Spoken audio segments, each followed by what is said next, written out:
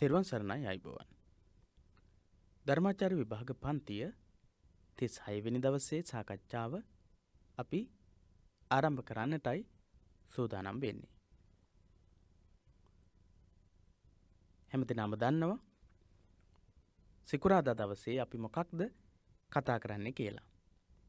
සිකුරාදා දවසේ අපි කතා කරන්නේ අභිධර්මීය පොතට අදාළව සහ ප්‍රශ්න පත්‍ර වලට අදාළ තොරතුරු. ධර්මාචාර්ය විභාගයේදී අභිධර්මයේ කියන පොත සහ ප්‍රශ්න පත්‍රය ටිකක් සංකීර්ණ ප්‍රශ්න පත්‍රයක් සහ පොතක්. ඒ නිසා මේ පොතේ තියෙන කරුණු අවබෝධ කරගන්න, තේරුම් අරගන්න අපිට ගොඩක් වැදගත් වෙනවා මේ අපි සිදු කරන සාකච්ඡාවන්. මේ සාකච්ඡාවන් වලට සම්බන්ධ වෙලා ඔබට නිවැරදි පැහැදිලි අවබෝධයක්, වැටහීමක් ඇති කරගන්නට පුළුවන්කම හැකියාව තියෙනවා. ඒ සඳහා අත්වලක් උදව්වක් සපයන්නට පිරිවෙන දහම් පාසල අපේ YouTube නාලිකාව, පිරිවෙන දහම් පාසල අපේ ප්‍රධාන සමූහය Facebook ගෲප් එක, ඊට අමතරව පිරිවෙන දහම් පාසල අපේ පිටුව, ධර්මාචාර්ය විභාගය සඳහා පෙනී සිටින්නට අපේක්ෂා කරන ඔබ වෙනුවෙන් නිර්මාණය වෙලා තිබෙන ධර්මාචාර්ය විභාග පන්ති එකමුතුව කියන සමූහය. මේ සියලු සම්බන්ධතා සමගින් ඔබට පුළුවන්කම තියෙනවා අපගේ සාකච්ඡාවන්, අපගේ ඉගැන්වීම් කටයුතු සඳහා සම්බන්ධ වෙන්නට. බදාදා දවසේ ඉඳලා ඉරිදා දවස දක්වාම පොත් 5ට ධර්මාචාර්ය විභාගයට පොත් 5ක් තියෙන්නේ. මේ පොත් 5ටම අදාළ සාකච්ඡාවන් රාත්‍රී 9 ඉඳලා අපි පවත්වනු ලබනවා. බදාදා, බ්‍රහස්පතින්දා, සිකුරාදා, සෙනසුරාදා, ඉරිදා කියන දවස් කිහිපයේම මේ සාකච්ඡාවන් පැවැත්වෙනවා. සිකුරාදා දවසට નિયમિત සාකච්ඡාව තමයි අද දවසේදී අපි මේ ආරම්භ කරන්නට සූදානම් වෙන්නේ. මීට කලින් අපි සාකච්ඡා කළා පරිච්ඡේද 3ක්. අභිධර්මයේ පොතේ පරිච්ඡේද 3ක්. අද අපි ආරම්භ කරනවා 4 වෙනි පරිච්ඡේදය.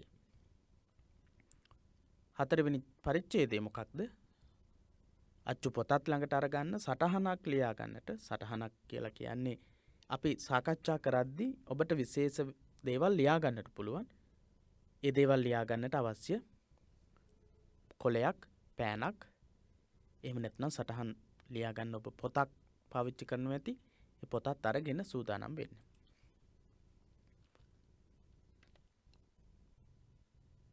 මෙන්න මෙහිම විස්තරයක් තියෙනවා. අපි මේ පාඩමේදී සංකත ධර්ම මොනවද, අසංකත ධර්ම මොනවද කියන එක ගැන දීර්ඝ විස්තරයක් සාකච්ඡා කරනවා.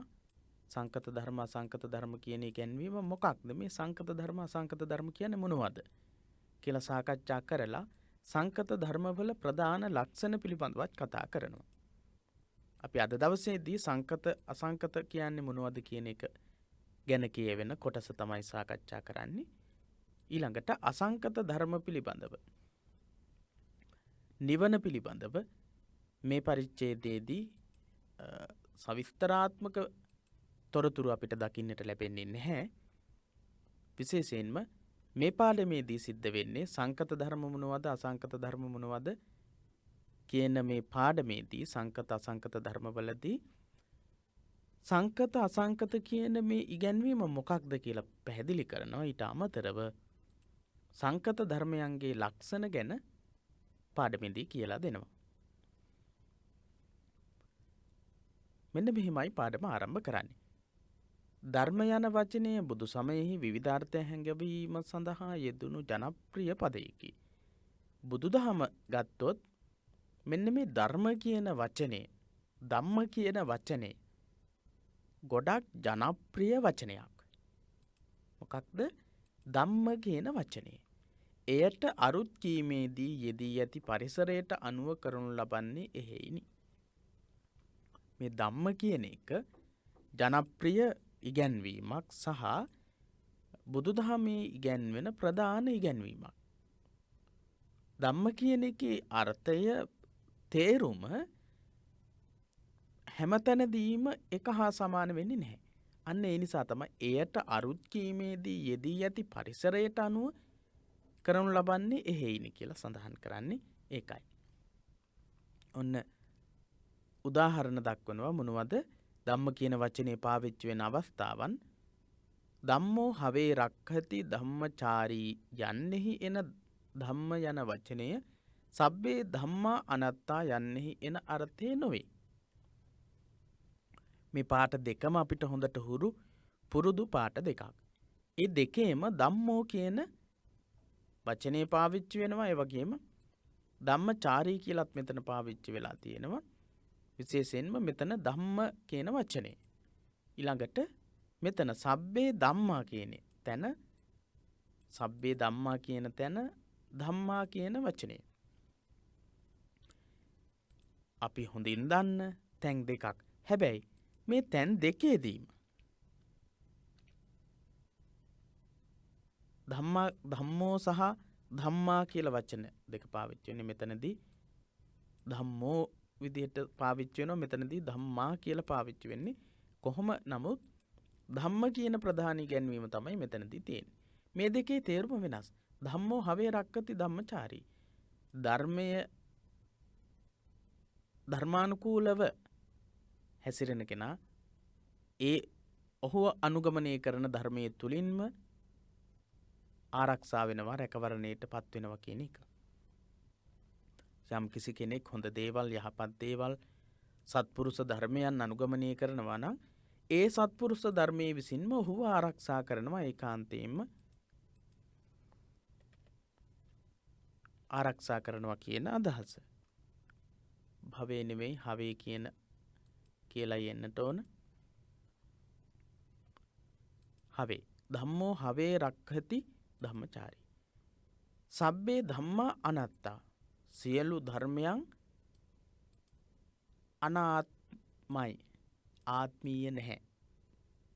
අනාත්මයි කියන ලක්ෂණයේ අදහස. අපි අනාත්ම කියන්නේ මොකක්ද කියන එක ගැන කතා කරලා තියෙනවා මේ වෙද්දී. තේරවාදී බුද්ධ ධර්මයේ මූලික ඉගැන්වීම් කියන පොත යටතේ අපි කතා කළා. තේරවාදී බුද්ධ ධර්මයේ මූලික ඉගැන්වීම් යටතේ අනාත්ම කියන සංකල්පය, අනිත්‍ය දුක්ඛ අනාත්ම කියන ත්‍රිලක්ෂණය ගැනම කතා කරලා තියෙනවා. ඔබ මේ පාඩම් වලට සම්බන්ධ වෙන්නට ඇති. ඒ නිසා අපි විශ්වාස කරනවා අනිවාර්යයෙන්ම අනාත්ම කියන ඉගැන්වීම මොකක්ද කියලා ඔබට වැටහීමක්, පැහැදිලි වීමක් ඇති. සබ්බේ ධම්මා අනාත්තා. සියලු ධර්මයන් අනාත්මයි. ආත්මීය වශයෙන් මම, මගේ ආත්මය ඒ විදිහට ගන්නට බැහැ කියන අදහස තමයි අනාත්ම කියන එකේ තියෙන්නේ. එහෙනම් සියලු ධර්මයන් මෙතනදී අනාත්ම කියන වචනයෙන් සංකත අසංකත කියන දෙකම ගන්නවා. කුසල ධම්මා අකුසල ධම්මා වැනි තැන්වල ඊටත් වෙනස් අර්ථයකි. මේ අපි සාකච්ඡා කරන්නේ ධම්ම කියන වචනේ පාවිච්චි වෙලා තියෙන අවස්ථාවන්. ධම්මෝ හවේ රක්කති ධම්මචාරී කියන තැන එක විදිහ අර්ථයක්. සබ්බේ ධම්මානත්තා කියන තැන සියලු සංස්කාර, සියලු ධර්මයන් අනාත්මයි කියන එක. ඊළඟට කුසල ධම්මා අකුසල ධම්මා. කුසල ධර්ම අකුසල ධර්ම. කුසල් අකුසල් කියන එක. එතනදී අර්ථය වෙනස්.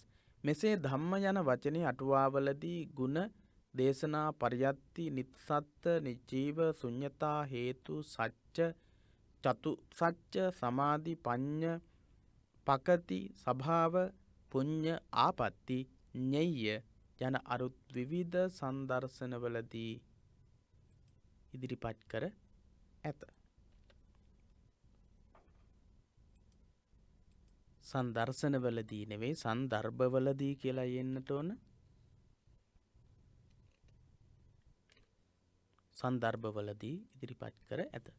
මේ ධම්ම කියන එක එහෙනම් මෙන්න මේ කියන ගුණ, දේශනා, පරියත්ති, නිස්සත්ත, නිජීව, ශුන්‍යතා, හේතු, සච්ච, චතුසච්ච, සමාධි, පඤ්ඤ, පකති, සභාව, පුඤ්ඤ, ආපත්ති, ඤෙය්‍ය මේ වගේ ඉගැන්වීම් වලට යොදලා තියෙනවා. වචනය අටුවාවලදී මොනවටද ධම්ම කියන වචනේ පාවිච්චි කරලා තියෙන්නේ? මෙන්න මේ කියන හැම දෙයකටම තමයි ධම්ම කියන වචනේ පාවිච්චි කරලා තියෙන්නේ.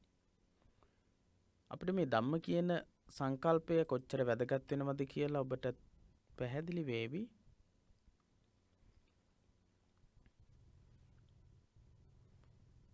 පහුගිය ප්‍රශ්න පත්‍රයකට අවධානය යොමු කළාට පස්සේ 2018-2019 අවුරුද්දේ ප්‍රශ්න පත්‍රය තමයි මේ තියෙන්නේ. මේ ප්‍රශ්න පත්‍රයේ මම ප්‍රශ්නේ කියන්නම්. දෙවැනි කොටසේ තුන්වෙනි ප්‍රශ්නේ තියෙන පළවෙනි ප්‍රශ්නේ රෝම ඉලක්කම් 1 යටතේ තියෙන ප්‍රශ්නේ. රෝම ඉලක්කම් 1 යටතේ තියෙන ප්‍රශ්නය මෙන්න මේ ප්‍රශ්නේ. ඒ ප්‍රශ්නය බුදු සමයෙහි ධර්ම යන වචනයෙන් නිරූපිත අර්ථ විභාග කරන්න.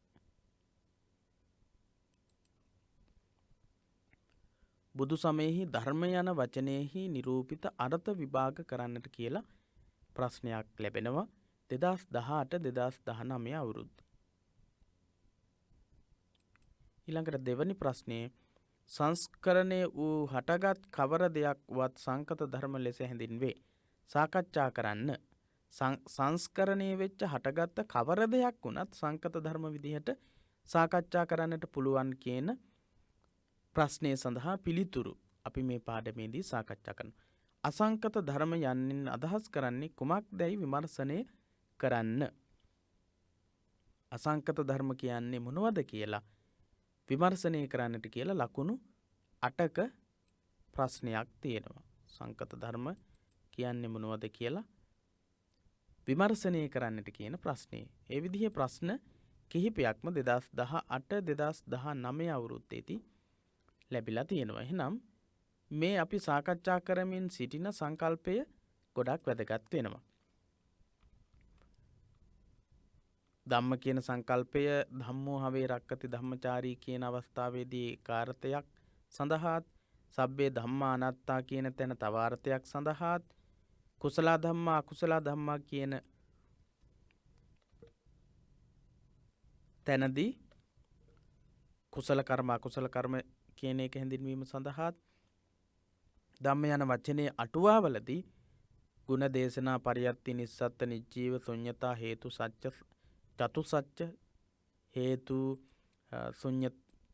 ශූන්‍ය භාවය සත්‍ය ඒ වගේම චතුරාර්ය සත්‍ය සමාධිය ප්‍රඥාව ඒ වගේ දේවල් විස්තර කරන්නට තමයි ධම්ම කියන වචනේ පාවිච්චි කරලා තියෙන්නේ අටුවාවලදී. අටුවා ග්‍රන්ථවලදී මෙම විවිධාර්ථවත් බව සූත්‍ර පිටකයෙහි හා විනය පිටකයෙහි පමණක් නොව අභිධර්ම පිටකයෙහිද දක්නා ලැබේ. මේ ධම්ම කියන ඉගැන්වීමට තියෙන මේ විවිධතා සූත්‍ර පිටකයේ සහ විනය පිටකයේ විතරක් තියෙන එකක්ද? නැහැ. අභිධර්ම පිටකයේදී තුන්වෙනි පිටකේ අපි මේ කතා කරමින් සිටින තොරතුරු තියෙන්නේ අභිධර්ම පිටකේ. එහෙනම් සූත්‍ර පිටකයේ විනය පිටකයේදී වගේම අභිධර්ම පිටකයේදී ධම්ම කියන වචනේ විවිධ අර්ථවල තමයි පාවිච්චි කරලා තියෙන්නේ. අභිධර්ම පිටකයේදී ධම්ම යන්න හැකිතරම් නිශ්චිත පරිද්දකින් සමස්ත ඤේය විෂය නුවණින් දත හැකි සියලුම කරුණු හැඳින්වීම සඳහා උපයෝගී කරගෙන ඇති බව පෙනේ.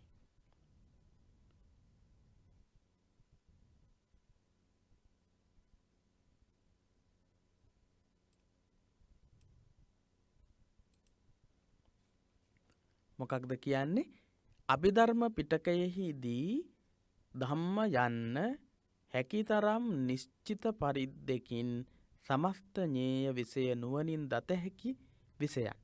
නුවණින් දත හැකි සියලුම දේවල් වලට කියනවා ඤේය විෂය කියලා. ඤේය විෂය කියලා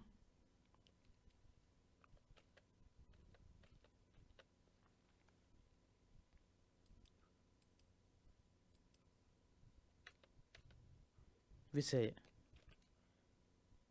නුවණින් දත හැකි සියලුම දේවල් දැක්වීම සඳහා තමයි අභිධර්මයේදී ධම්ම කියන වචනේ පාවිච්චි කරලා තියෙන්නේ. අභිධර්ම පිටකයේදී ධම්ම යන්න හැකිතරම් නිශ්චිත පරිද්දකින් එක එක අර්ථ දීම සඳහා තමයි සූත්‍ර පිටකයේ විනය පිටකයේ අභිධර්ම පිටකයේ මේ ධම්ම කියන එක පාවිච්චි කරලා තියෙන්නේ. ධම්මෝ හවේ රක්කති ධම්මචාරී කියන තැන වෙන අර්ථයක්. සබ්බේ ධම්මා අනාත්තා කියන තැන තවත් අර්ථයක්. කුසල ධම්මා කුසල ධම්මා කියන තැනදී තව අර්ථයක්. අට කතාවලදී තවත් වෙන අර්ථ තීම සඳහා ධම්ම කියන වචනේ පාවිච්චි වෙලා තියෙනවා. මෙන්න මේ කියන ඉගැන්වීම ඔක්කොම දැක්වීමට තමයි අටුවාවලදී ධම්ම කියන වචනේ පාවිච්චි කරලා තියෙන්නේ. එහෙනම් ඒ විදිහට ධම්ම කියන වචනේ සූත්‍ර පිටකයේ සහ විනය පිටකයේ ධම්ම කියන වචනේ විවරණය වෙද්දී අභිධර්ම පිටකයේදී නිශ්චිත පරිද්දකින් නිශ්චිත අර්ථයක් මේ ධම්ම කියන එකට නිශ්චිත අර්ථයක් දෙන්න. ඤේය විෂය නුවණින් දැනගන්නට පුළුවන් සියලුම කරුණු දක්වන්න තමයි ධම්ම කියන වචනේ බහුලව පාවිච්චි කරලා තියෙන්නේ. අභිධර්මයේ කාර්ය වන්නේ ධර්ම ප්‍රවිචය හෙවත් ධර්ම පිළිබඳ විභාග කිරීමයි. අභිධර්මයේ අරමුණ මොකක්ද? අභිධර්මයේ කාර්යභාරය මොකක්ද? ධර්මයන් පිළිබඳව විවරණය කර දැක්වීම. ධර්මයන් පිළිබඳව ගැඹුරින් විවරණය කොට විශේෂ කොට විග්‍රහ කොට දැක්වීම තමයි අභිධර්මයේ කාර්යභාරය. අභිධර්මයේ කාර්ය වන්නේ ධර්ම ප්‍රවිචය හෙවත් ධර්ම පිළිබඳ විභාග කර දැක්වීම. එහිදී ධර්ම වශයෙන් ගැනෙන සියල්ල සංකත හා සංකත වශයෙන් නිර්වශේෂ බෙදුමකට ඉතිරි නොවනසේ බෙදා දැක්වීම භාජනය කරනු ලැබේ. එහෙනම් අභිධර්මයේදී ධර්මයේ විශේෂ කොට අතිරේක කොට ධර්මයක් විදිහට දක්වද්දී සියලුම දේවල් ලෝකයේ තියෙන සියලුම දේවල් කොටස් දෙකකට බෙදෙනවා. ධර්ම වශයෙන් කොටස් දෙකකට. මොනවද ඒ කොටස් දෙක? ධර්ම වශයෙන් බෙදෙන කොටස් දෙක. එක ධර්මයක් සංකත ධර්මයක්. සංකත ධර්ම කියන කොටස, අනිත් කොටස අසංකත ධර්ම කියන කොටස. සූත්‍ර පිටකයේ විනය පිටකයේදී පරාජිකා ධම්ම, ඒ වගේම ධම්මෝ හවේ රක්කති ධම්මචාරී, කුසල ධම්මා කුසල ධම්මා, ඒ වගේ විවිධ ඉගැන්වීම් තියෙනවා. හැබැයි අභිධර්මයේදී ධම්ම කියන එක කොටස් දෙකකට බෙදෙන්නේ. මොකක්ද කොටස් දෙක? අභිධර්මයේදී ධම්ම කියන එක බෙදෙන කොටස් දෙක සංකත ධර්ම, අසංකත ධර්ම. සංකත ධම්ම, අසංකත ධම්ම කියන දෙක. ඉතිරි නොවනසේ බෙදා දැක්වීම. මේ දෙකට තමයි ඇතුළත් කරලා තියෙන්නේ. නිර්වාණය එකම අසංකත ධර්මයේ විදිහට දක්වලා අනිත් ඔක්කොම චිත්ත, චෛතසික, රූප, නිබ්බාන කියන හතර තමයි අභිධර්මයේදී ප්‍රධාන වශයෙන් ලෝකයේ තියෙන සියලුම දේවල් මේ කොටස් හතරට තමයි ඇතුළත් වෙන්නේ අභිධර්මයේදී. එහෙනම් අසංකත ධර්මයේ විදිහට එකම දේ නිර්වාණයේ විදිහට දක්වලා අනිත් තුනම පරමාර්ථ තුනම සංකත පරමාර්ථයේ යටතේ විග්‍රහ වෙනවා. සංකත ධර්ම යටතේ විග්‍රහ වෙනවා අනිත් පරමාර්ථ තුනම. චිත්ත, චෛතසික, රූප කියන පරමාර්ථ තුනම සංකත ධම්මා කියන එක යටතේ විවරණය වෙනවා, විග්‍රහ කරනවා. එකම අසංකත ධර්මයේ විදිහට නිබ්බාන කියන පරමාර්ථය, හතරවෙනි පරමාර්ථය සාකච්ඡා කරනවා. අභිධර්මයේ ප්‍රධාන වශයෙන් පරමාර්ථ හතර. චිත්ත, චෛතසික, රූප, නිබ්බාන කියන හතර. ඔය හතර මේ සංකත ධම්ම, අසංකත ධම්ම කියන දෙක යටතේ තමයි විග්‍රහ කරලා තියෙන්නේ. නිර්වශේෂ බෙදුමකට ලෝකයේ තියෙන හැම දෙයක්ම ඉතිරි නොවන විදිහට බෙදලා තියෙනවා කියන අදහස තමයි නිර්වශේෂ බෙදුමක් කියලා කියන්නේ. සූත්‍ර පිටකෙහි ධර්ම විභාග පදනම් කරගෙන වඩාත් ශාස්ත්‍රීය ආකාරයෙන් යථාර්ථයේ විවරණය කිරීම සඳහා මෙම සංකත අසංකත ભેදය උපයෝගී කරගනු ලැබේ. සූත්‍ර පිටකයේ ධර්ම විභාග පදනම් කරගෙන සූත්‍ර පිටකයේ මේ ධර්ම කියන එක විභාග කරලා තියෙනවා. සූත්‍ර පිටකයේ තියෙන ධර්ම විභාග අරගෙන තමයි අභිධර්ම පිටකයේදී ශාස්ත්‍රීය ආකාරයෙන් යථාර්ථයේ විවරණය කිරීම සඳහා සංකත අසංකත කියන යෝගය, සංකත අසංකත කියන ධර්ම ප්‍රභේද දෙක ඉදිරිපත් කරලා තියෙන්නේ.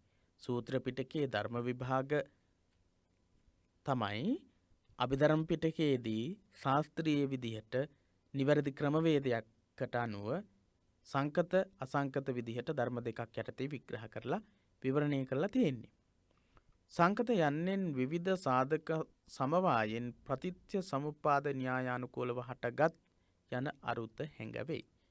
ඔන්න සංකත කියන්නේ මොකක්ද කියලා කියනවා.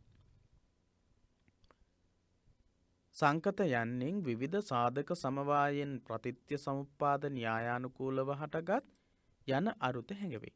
විවිධ සාධක සමවායෙන් සියලු විවිධාකාරයේ සාධක විවිධාකාරයේ හේතු සහ ප්‍රත්‍ය අනුව පතිත්‍ය සමුපාද න්‍යායානුකූලව පටිච්ච සමුපාද න්‍යායට අනුව හටගත්ත යන අර්ථය. සංකත කියලා කියන්නේ විවිධ සාධක සමවායෙන් එහෙම නැත්නම් හේතු ප්‍රත්‍ය වලින් පටිච්ච සමුප්පාදයට අනුකූලව හටගත්ත සියලුම දේවල් තමයි මොකක්ද සංකත ධර්ම කියලා කියන්නේ. සංස්කරණය වූ හටගත් ඕනෑම දෙයක් සංකත වශයෙන් හැඳින්විය හැක. සංස්කරණය වූ හටගත් ඕනෑම දෙයක් සංකත වශයෙන් හැඳින්විය හැක. එහෙමයි සඳහන් කරන්නේ. සංස්කෘත හා සිංහල භාෂාවන්හි යෙදෙන සංස්කෘත යන්නෙහි තේරුමද සැකසුණු යන්නයි. සංස්කෘත කියන වචනේ සැකසුණු කියන අදහස තේරුම් තියෙන්නේ. අසංකත යන්නෙන් මෙහි විරුද්ධාර්ථය හැඟවෙයි. අසංකත කියන එකෙන් ඒකේ විරුද්ධාර්ථය තමයි ප්‍රකාශ වෙන්නේ. එහෙනම් විවිධ සාධක සමවායෙන් ප්‍රතිත්‍ය සම්පන්න න්‍යායානුකූලව හටගත් කියන අර්ථයට විරුද්ධ අර්ථයක් තමයි අසංකත කියන එකේ තියෙන්නේ. කිසිම හේතු ප්‍රත්‍ය ආදී දෙයකින් සකස් නොවූ දෙයක් තමයි අසංකත ධර්මයෙන් කියවෙන්නේ. හේතු ප්‍රත්‍ය ආදී දෙයකින් සකස් නොවූ දෙයක් තමයි කියවෙන්නේ. අපි නැවත වතාවක් ප්‍රශ්න පත්‍රයට අවධානය යොමු කරලා බලමු 2018 2019 ප්‍රශ්න පත්‍රයට. මොනවද තිබුණු ප්‍රශ්න? බුදු සමයෙහි ධර්ම යන වචනයෙහි නිරූපිත අර්ථ විභාග කරන්න. සූත්‍ර පිටකේ විනය පිටකේ දෙකේ ධර්ම කියන එක කොයි විදිහටද පාවිච්චි කරලා තියෙන්නේ? අභිධර්මයේදී ධර්ම කියන එක සංකත ධර්ම අසංකත ධර්ම විදිහට දක්වනවා කියලා අපිට අපි මේ කතා කරපු තොරතුරු වලින් පිළිතුර ගොඩනගා ගන්න පුළුවන්. ඊළඟට සංස්කරණය වූ හටගත් කවර දෙයක් වුවත් සංකත ධර්ම ලෙස හැඳින්වේ. සාකච්ඡා කරන්න කියනවා කියලා තියෙනවා ලකුණු 6ක ප්‍රශ්නයක්. ඒකට අවශ්‍ය පිළිතුරු තමයි මෙතනදී අපි මේ සාකච්ඡා කරන්නේ. මොකක්ද? සංකත යන්නෙන් විවිධ සාධක සමවායෙන් ප්‍රතිත්‍ය සමුපාද න්‍යායානුකූලව හටගත් යන අරුත හැඟවේ. සංස්කරණය වූ හටගත් ඕනෑම දෙයක් සංකත වශයෙන් හැඳින්විය හැක. සංස්කෘත හා සිංහල භාෂාවන්හි යෙදෙන සංස්කෘත යන්නෙහි තේරුමද සැකසුණු යන්නයි. අසංකත යන්නෙන් මෙහි විරුද්ධාර්ථය හැඟවෙයි. කිසිම හේතු ප්‍රත්‍ය ආදී දෙයකින් සකස් නොවූ දෙයක් එයින් හැඟවෙයි. එතනදී දැක්වෙනවා සංකත ධර්ම කියන්නේ මොනවද කියලා. සියලුම සංස්කාර යම්කිසි දෙයකින් සකස් වුණා නම් ඒවට කියන්නේ සංස්කාර ධර්ම කියලා.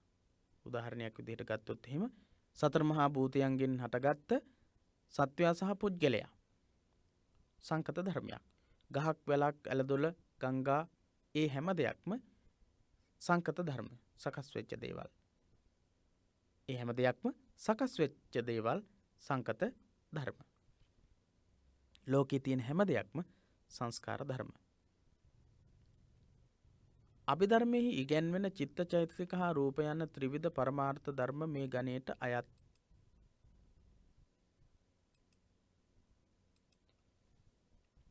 අයත්ය. මොකක්ද මේ කියන්නේ? අභිධර්මයේ ඉගැන්වෙන චිත්ත චෛතසික හා රූප යන ත්‍රිවිධ පරමාර්ථ ධර්ම මේ ගණයට අයත්ය. සතර පරමාර්ථ වලින් තුනක්ම අයිති වෙන්නේ සංකතද අසංකතද? සංකත ධර්ම වලටද අසංකත ධර්ම වලටද? ඔව් සංකත ධර්ම වලට. චිත්ත චෛතසික රූප කියන මේ චෛතසික තුනම මේ පරමාර්ථ තුනම චිත්ත චෛතසික රූප කියන පරමාර්ථ තුනම අයිති වෙන්නේ සංකත ධර්ම වලට. තේරවාදී බුදු සමයෙහි පිළිගැනෙන එකම අසංස්කෘතයේ නිර්වාණ ධර්මය පමණි. එකම අසංස්කෘත ධර්මයයි තියෙන්නේ බුදු දහමේ තේරවාදී සම්ප්‍රදායට අනුව තේරවාදී ගැන්වීමට අනුව එකම එක අසංස්කෘත ධර්මයයි අසංකත ධර්මයයි ඒ තමයි නිර්වාණය. වෙනත් බෞද්ධ සම්ප්‍රදායන්හි ආකාශයේද අසංස්කෘතයක්සේ පිළිගෙන ඇත. සමහර සම්ප්‍රදායන් වලදී අසංස්කෘත ධර්මයක් විදිහට ආකාශ කියන එකත් සලකනවා. අසංස්කෘත ආකාශය එහෙම සකස් වෙච්ච එකක් නෙවෙයි. අහස එහෙම සකස් වුණේ නැහැ කියන ගැන්වීම තමයි සමහර සම්ප්‍රදායන් වල තියෙන්නේ. අපි මීට කලින් විවිධ අභිධර්ම සම්ප්‍රදායන් ගැන කතා කරද්දී සාකච්ඡා කළා මොනවද මේ එක එක ඉගැන්වීම් වල අසංස්කෘත ධර්ම කොච්චරක් උගන්වලා තියෙනවද කියලා. අසංස්කෘත ධර්ම 3ක් උගන්වනවා එක සම්ප්‍රදායක් තුල. සම්ප්‍රදායක් තුල උගන්වනවා අසංස්කෘත ධර්ම 3ක්.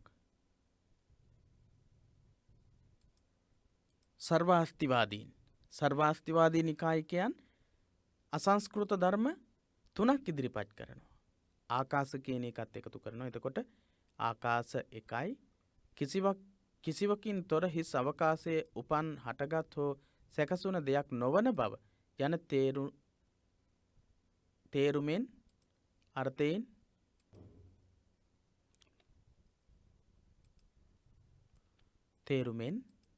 ඒ දක්වා ඇත. කිසිවකින් තොර හිස් අවකාශයේ උපන් හටගත් හෝ සැකසුණු දෙයක් නොවේ කියන අර්ථයෙන් තමයි ආකාශ කියන එකත් අසංස්කෘත ධර්මයක් විදිහට සර්වාස්තිවාදීන් උගන්වන්නේ. නිර්වාණයේද ප්‍රතිසංඛ්‍යා නිරෝධ හා අප්‍රතිසංඛ්‍යා නිරෝධයයි දෙකකට බෙදා ආකාශයේද සමග එකට ගෙන අසංස්කෘත ධර්ම 3ක් කොට එම සම්ප්‍රදායන්හි දක්වනු ලැබේ. සර්වාස්තිවාදී සම්ප්‍රදාය තුල තමයි මේ අදහස දක්වන්නේ. අසංකත ධර්ම 3ක් උගන්වනවා. තේරවාදී සම්ප්‍රදායේ අසංස්කෘත ධර්ම කීයද? 1යි. ඒ මොකක්ද? නිර්වාණය. අසංකත ධර්ම 3ක් ඉදිරිපත් කරන්නේ මොන සම්ප්‍රදායද? සර්වාස්තිවාදී සම්ප්‍රදාය. කොහොමද මේ අසංස්කෘත ධර්ම 3ක් වෙන්නේ? ප්‍රතිසංඛ්‍යා නිරෝධ හා අප්‍රතිසංඛ්‍යා නිරෝධ කියන නිවනේ ආකාශ දෙකක්, නිවනේ අවස්ථා දෙකක් සහ ආකාශ කියන එකත් එක්ක අසංස්කෘත ධර්ම 3ක් විදිහට සැලකෙනවා. සංස්කාර ධර්මයන්ගෙන් තොර ධර්මයන් 3ක්. ප්‍රතිසංඛ්‍යා නිරෝධ, අප්‍රතිසංඛ්‍යා නිරෝධ සහ ආකාශ කියන තුන සර්වාස්තිවාදී සම්ප්‍රදාය තුල තමයි ඉදිරිපත් වෙන්නේ. එහෙත් තේරවාදී අභිධර්මයේහි ඉගැන්වීම අනුව ලොව ඇත්තේ එකම අසංස්කෘතයක් පමණි නම් නිර්වාණයයි. එය නිර්වාණයයි. පමණි එනම් ඒ නිර්වාණයයි. එකම සංස්කෘත ධර්මයයි. ඒක තමයි නිර්වාණය. තේරවාදී බෞද්ධ සම්ප්‍රදායට අනුව. පටිච්ච සමුප්පාදයේහි අවිජ්ජා පත්‍ය සංඛාර යන්නෙහි සංඛාරා නමින් හඳුන්වන්නේ කුසල හා අකුසල සංස්කාර පමණි. පටිච්ච සමුප්පාදයේදී අවිජ්ජා පත්‍ය සංඛාරා කියලා දක්වනවා. එතනදී කුසල හා අකුසල සංස්කාර තමයි සලකනු ලබන්නේ. කුසල සංස්කාර සහ අකුසල සංස්කාර විතරයි එතනදී සංස්කාර විදිහට සලකනු ලබන්නේ. සච්චේතනිකව කාය වචී මනෝ යන ත්‍රිවිධ ద్వාරයෙන් කරනු ලබන ක්‍රියාවල ගුණය සංස්කාර ලෙස හැඳින්වෙන්නේ සත්වයන්ගේ සාංශාරික පැවැත්මේ සංස්කාර ප්‍රවේශයේ එය හේිනි.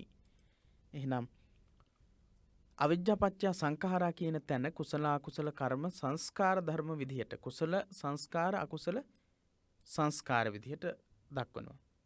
පුඤ්ඤාභි සංඛාර අපුඤ්ඤාභි සංඛාර කියලා තමයි දැක්වෙන්නේ. පුඤ්ඤාභි සංඛාර අපුඤ්ඤාභි සංඛාර.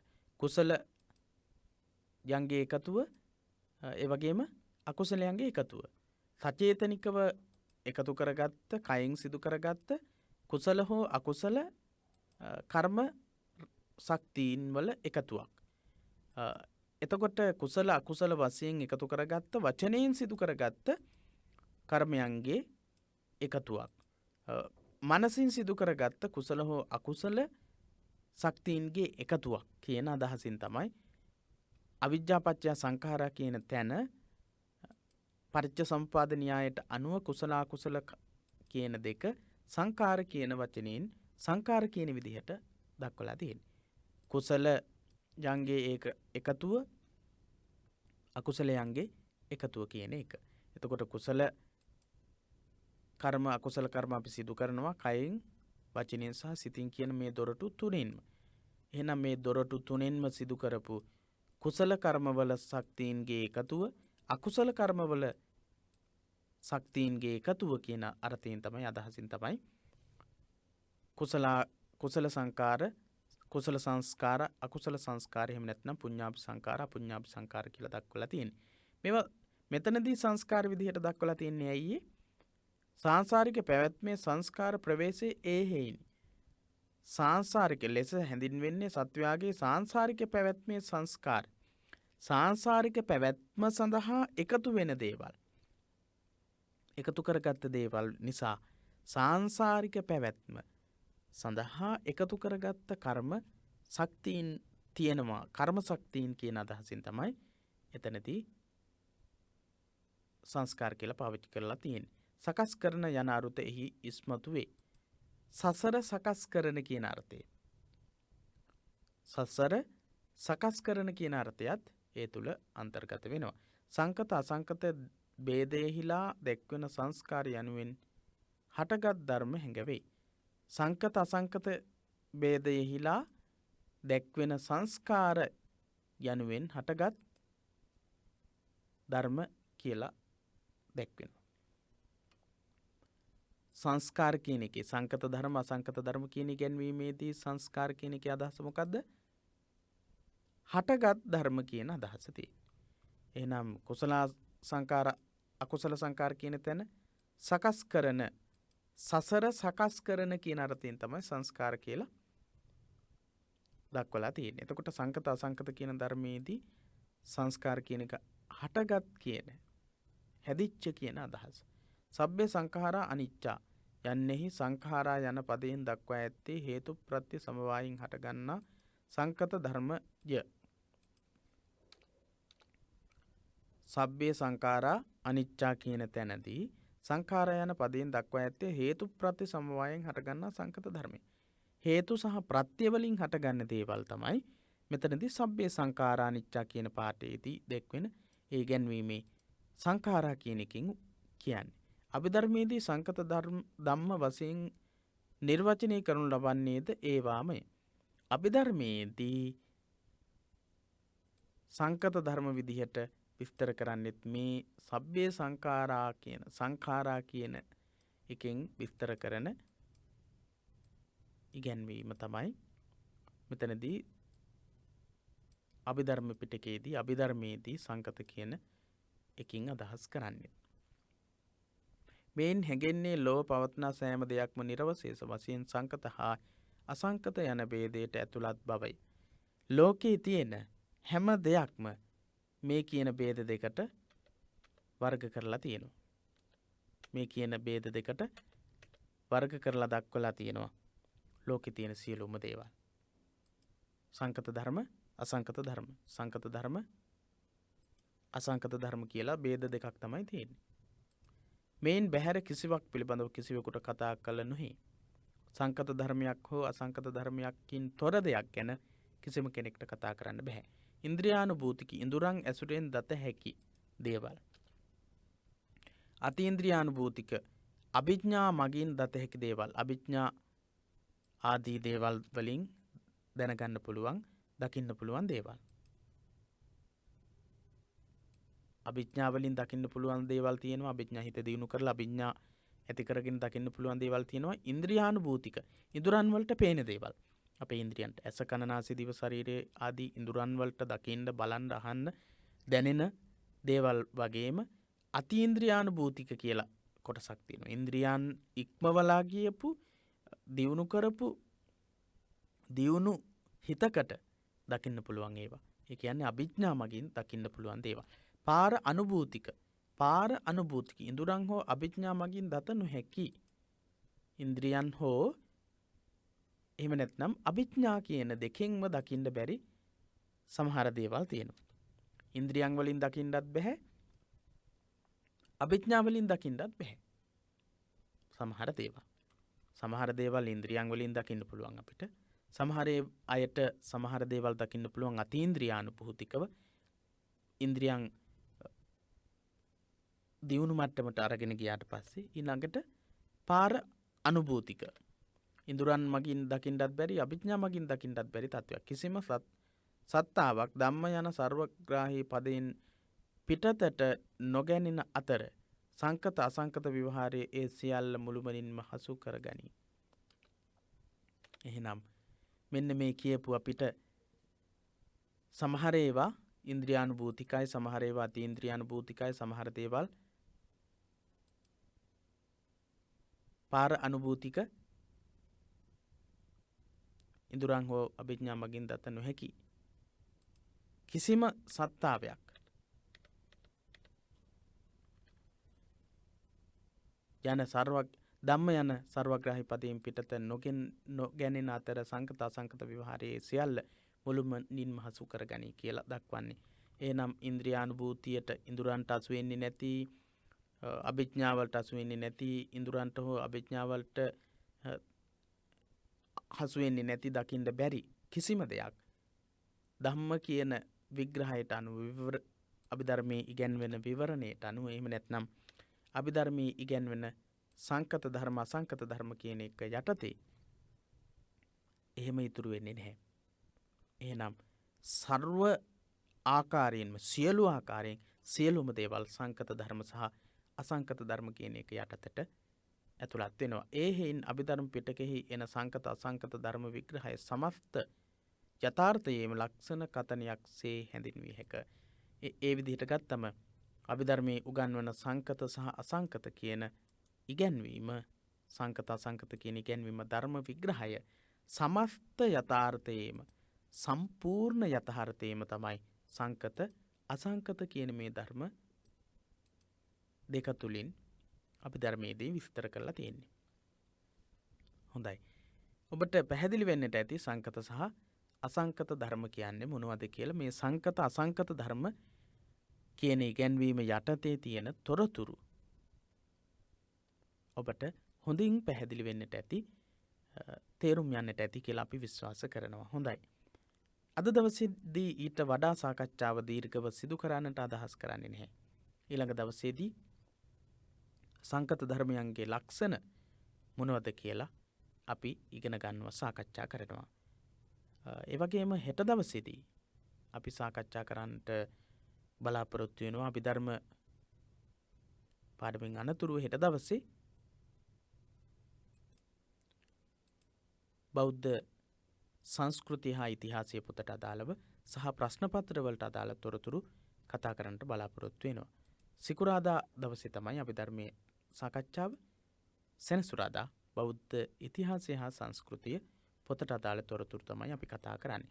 එහෙමනම් පිරිවෙන දහම් පාසල අපේ YouTube නාලිකාව, Facebook සමූහයේ පිටුව සහ ධර්මාචාර්ය විභාග පන්ති එකමුතුව සමගින් එකතු වෙන්න තවත් බොහෝ දෙනෙක්ට ඔබේ යාළු හිත මිත්‍රාදීන්ට මේ පිළිබඳව දැනුවත් කරන්න. ඉතාමත් හොඳින් ධර්මයේ පිළිබඳව අවබෝධයෙන් යුක්තවම ධර්මාචාර්ය විභාගයේ සමත් විශිෂ්ට ධර්මාචාර්යවරයෙක් බවට පත්වෙන්නට, අවබෝධයෙන් යුක්ත කෙනෙක් බවට පත්වෙන්නට ඔබට මේ සියලු සාකච්ඡාවන් බොහෝ වැදගත් වේවි. එසේනම් අද දවසේදී පාඩමෙන් සමුගන්නවා.